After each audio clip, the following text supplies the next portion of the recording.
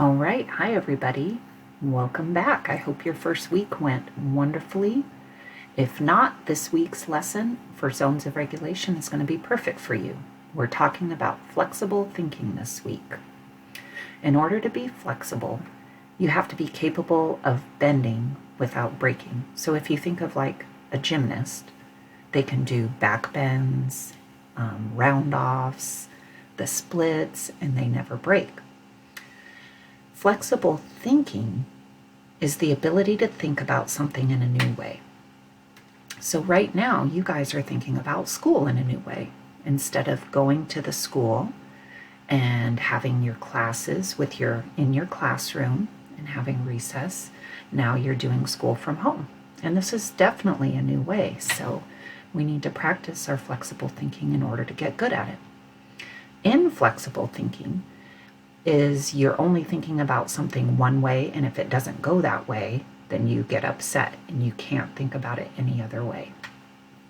So I have a little experiment that I want to show you to give you some examples of flexible and inflexible.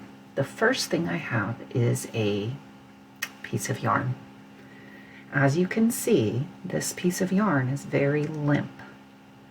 It is not flexible at all. It's almost too flexible. So a kid that might be limp maybe doesn't care about anything. Then we have this pencil. This pencil is very rigid. It cannot bend at all. So something that's rigid, like a pencil, is somebody that might not be able to handle any changes. If anything is different or doesn't go their way, they get very upset and can't handle it. But what we're going to practice this week is being flexible, like a pipe cleaner.